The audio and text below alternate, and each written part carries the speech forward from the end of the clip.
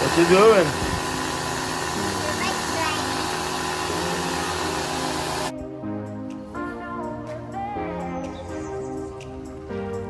What's up, guys? It's your boy K Fishing in the field.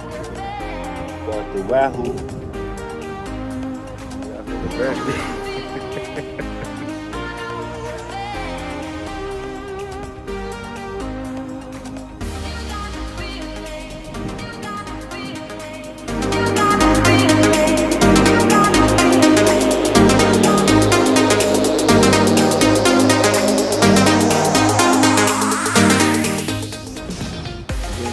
Got the wahoo. We're gonna eat some wahoo today, so stay tuned.